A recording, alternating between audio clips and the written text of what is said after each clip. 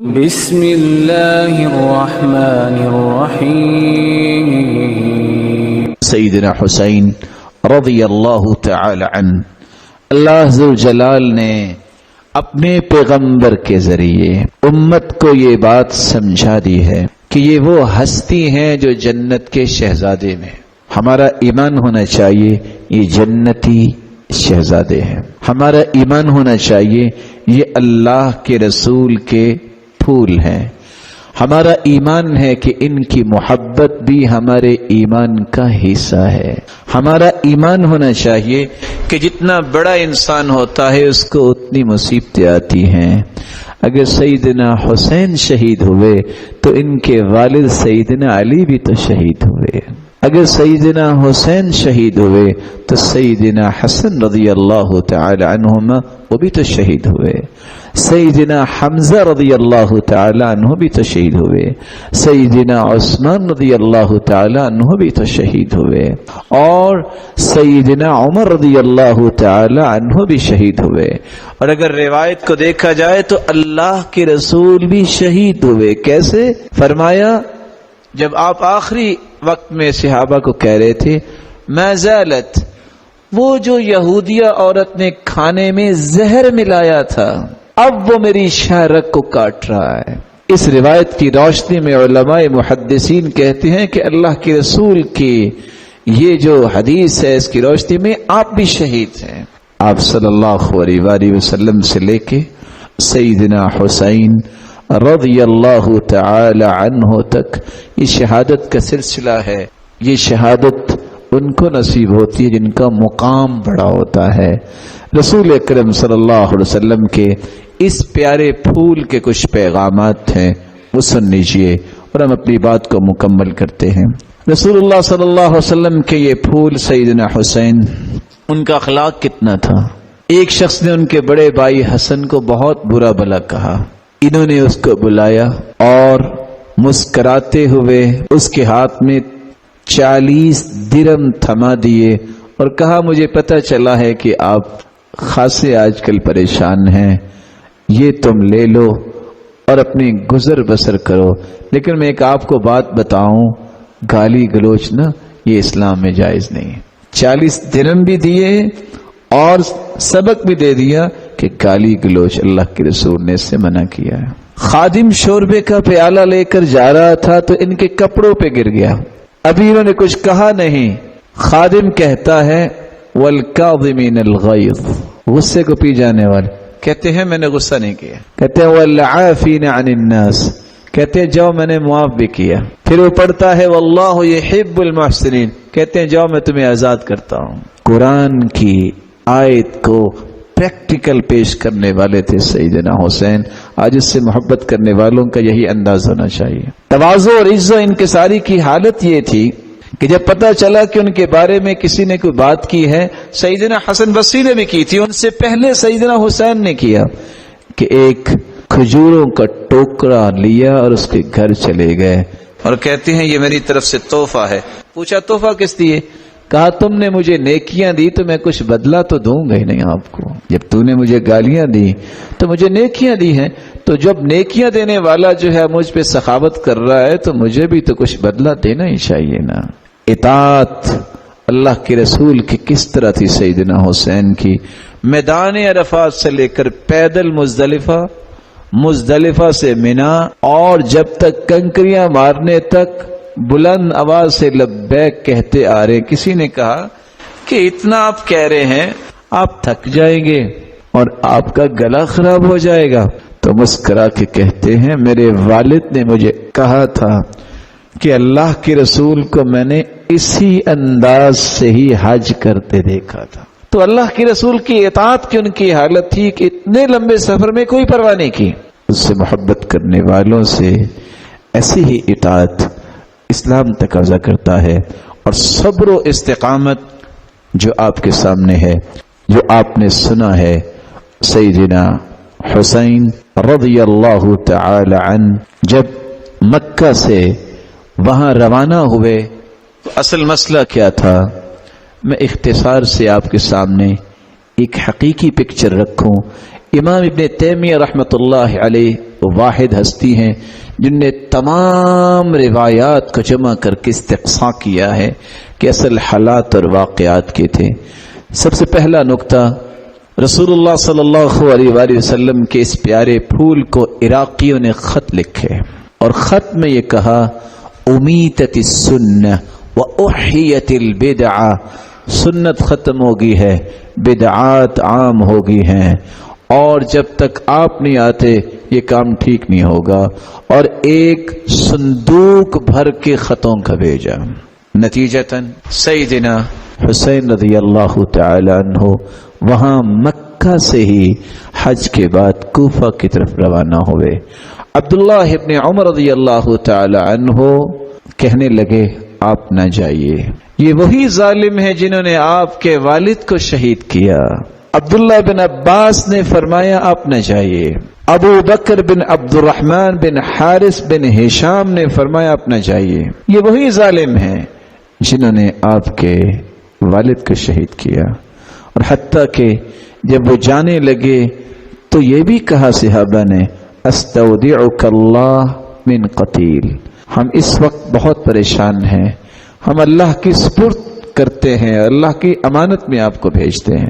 جب یہ جا رہے تھے فرزدق شاعر بھی ملا، اور فرزدق شاعر نے کہا کہ اگر مجھے یہ پتا ہو کہ آپ رک جائیں گے تو میں آپ کی سواری کے سامنے لیٹ جاتا ہوں، آپ نہ جائیے، ان لوگوں پہ اعتماد نہ کیجیے۔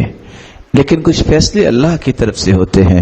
رسول اللہ صلی اللہ علیہ وآلہ وسلم کے پاس جبریل امین تشریف لائے، اور جبریل امین جب تشریف لائے تو ان کے ہاتھ میں خون آلود مٹی تھی۔ آپ صلی اللہ علیہ وآلہ وسلم نے پوچھا یہ کیا؟ تو آپ صلی اللہ علیہ وآلہ وسلم کو بتایا گیا کہ یہ سیدنا حسین کی شہادت کی مٹی ہے۔ تو اللہ عز و جلال کے جو فیصلے ہیں وہ نافذ ہو کے رہتے ہیں۔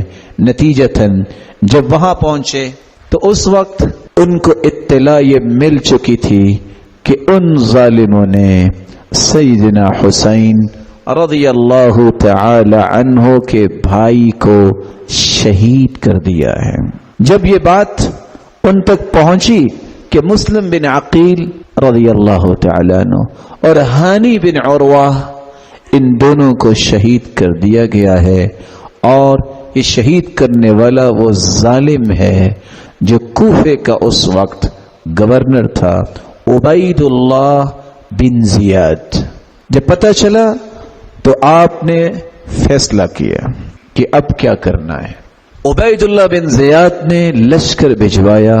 جب اس کو یہ پتہ چلا کہ سیدنا حسین رضی اللہ تعالی عنہ یہ اپنا فیصلہ چینج کر بیٹھے ہیں کہ اب یہ کوفہ کی طرف نہیں آئیں گے، اب یہ کسی اور جگہ جائیں گے، جس کے نتیجے میں یہ ساری کی ساری شامت میری آئے گی۔ اور وہ سیدنا حسین رضی اللہ تعالی عنہ نے فیصلہ کیا تبدیل کیا تھا؟ 3 فیصلے تھے۔ پہلا فیصلہ، مجھے اپنے وطن واپس جانا ہے، یا او الذهاب الى الثغر، یا میں کسی جہاد کے لیے کسی سرحد پہ جاؤں گا، او اتیان یزید لمبایعته، یا میں یزید کے پاس جاؤں گا اور اس کی بیعت کرنے کے لیے۔ یہ وہ خطہ تھا جو عبید اللہ بن زیاد ظالم کو پسند نہیں تھا کہ اگر ایسا ہو گیا اس کا مطلب ہے کہ میری گردن سب سے پہلے اڑائی جائے گی۔ نتیجتاً اس نے وہاں سیدنا حسین رضی اللہ تعالی عنہ اور ان کے ساتھیوں کو شہید کیا۔ جو ہی یہ خبر پہنچی یزید کے پاس تو سب سے پہلے انہوں نے کیا کہا؟ لعن اللہ ابن مرجانہ، اللہ لعنت کرے ابن مرجانہ پہ، یعنی عبید اللہ بن زیاد پہ، کہ جس نے یہ اتنا بڑا غلط کام کیا ہے۔ اور ان کے گھر سے رونے کی آوازیں شروع ہوئی، اور پھر سیدنا حسین رضی اللہ تعالی عنہ کے جو بھائی ہیں وہ بیان کرتے ہیں کہ انہوں نے ہمیں اپنے گھر میں جگہ دی اور انہوں نے ہمیں مدینے تک پہنچایا۔ جب مدینے میں آپ کا جسد خاکی تو وہاں ہی اس کی تدفین کی گئی، لیکن آپ کے سر مبارک کو مدینہ میں لایا گیا۔ سب لوگ اس وقت عمر بن سعید کے پاس جمع تھے۔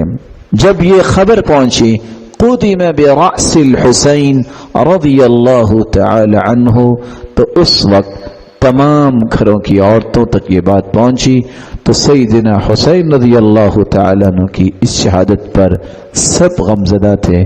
اور یہ ظالم شمر جو عبید اللہ بن زیاد کے اشارے پہ جس نے شہید کیا تھا، پھر اللہ ذوالجلال نے اس کو عبرت ناک سزا دی۔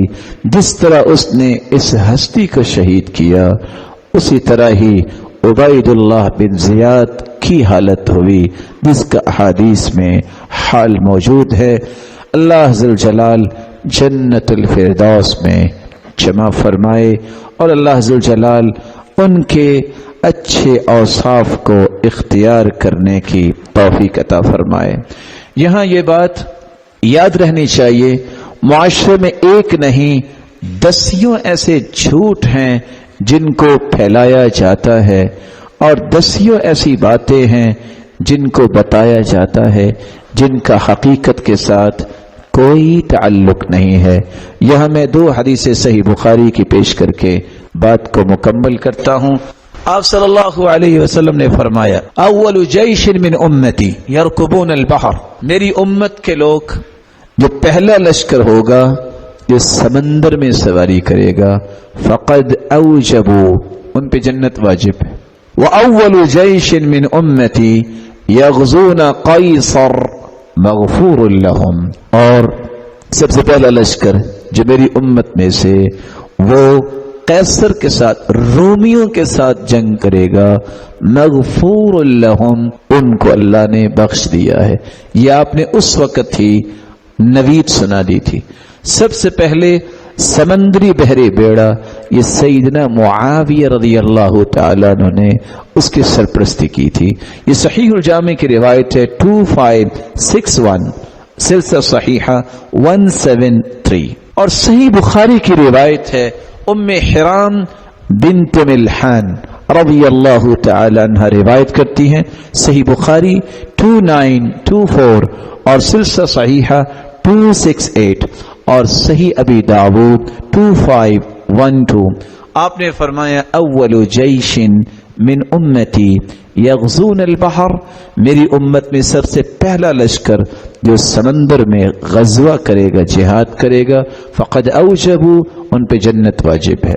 قالت ام حرام کہتی ہیں قلت یا رسول اللہ، میں نے اس حدیث کو سن کے فوراً کہا اللہ کے رسول انا فیہم، دعا کیجئے میں بھی ان لوگوں میں شامل ہوں کہ میرے اوپر بھی جنت واجب ہو جائے۔ قال انت فیہم، تو آپ نے فوراً خوشخبری دی آپ بھی ان میں سے ہو۔ تو ام حرام واقعتاً اس میں شامل تھی اور گھوڑے سے گر کے یہ شہید ہوئی، کیونکہ میدان جہاد کی طرف جا رہی تھی تو ان کی شہادت ہی کنسیڈر ہوئی۔ ثم قال النبی صلی اللہ علیہ وسلم، پھر اللہ کے رسول صلی اللہ علیہ وسلم نے فرمایا اول جیش من امتی یغزون مدینۃ قیصر، سب سے پہلا لشکر جو میری امت میں سے مدینت قیصر نامی شہر پہ غزوہ کرے گا رومیوں کے ساتھ، مغفور لہم، ان سب کو اللہ ذوالجلال نے بخش دیا ہے۔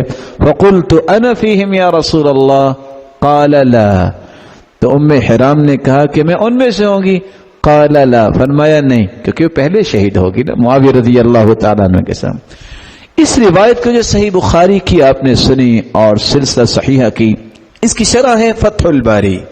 فتح الباری کی شرح میں محلب کا قول لے کے آئے ہیں ابن حجر، فتح الباری کی حدیث نمبر 2924 کے تحت لکھتے ہیں فی ھذا الحدیث منقبۃ لمعاویہ، یہ حدیث میں فضیلت ہے سیدنا معاویہ رضی اللہ تعالی عنہ کی، لأنه اول من غزا البحر، جس نے سب سے پہلے سمندر میں جہاد کیا، اور بحری بیڑا بنایا. ومنقبۃ لوالدہ، اور اس میں فضیلت ہے اس کے بیٹے یزید کی، لأنہ اول من غزا مدینۃ قیصر، وہی سربراہ تھے جب قیصر کے ساتھ مسلمانوں نے جنگ کی ہے. قال ابن حجر، ابن حجر اسقلانی رحمت اللہ علیہ ساتھ لکھتے ہیں وَكَانَ غَزْوَةُ يَزِيدَ المذکورہ فی سنۃ 52 من الہجرہ، یہ غزوہ 52 ہجری میں ہوا ہے، اور رسول اللہ صلی اللہ علیہ وآلہ وسلم کے وہ پیارے پھول سیدنا حسین رضی اللہ تعالی عنہ یہ 61 میں شہید ہوئے ہیں. رب تعالی سے دعا ہے کہ اس مبارک مہینے کی برکتوں کو سمیٹنے کے لیے ہم عاشورہ کا روزہ رکھیں، اور برکتوں کو سمیٹنے کے لیے اپنے دل میں اہل بیت اور صحابہ کی محبت کی تجدید کریں اور ان کی محبت کو دنیا کے سامنے پیش کریں، اور ان محرم کی برکتوں کو سمیٹنے کے لیے صحابہ کرام کے نقش قدم پر چلتے ہوئے صبر کرنا اور صبر پر لوگوں کو تیار کرنے کے اس پہلو کو غالب کریں. اور اللہ سے دعا ہے اللہ قیامت کے دن ہمیں جنت الفردوس میں اپنے محبوب اور اس کے ساتھیوں کا ساتھ نصیب فرمائے، اور وہ اسباق جو سیدنا علی رضی اللہ تعالی عنہ، سیدنا حسین اور فاطمہ اور حسن رضی اللہ تعالی عنہم وارضاہم کی زندگیوں سے ہمیں ملتے ہیں، ان کو اختیار کرنے کی توفیق عطا فرمائے. وآخر دعوانا الحمدللہ رب العالمین.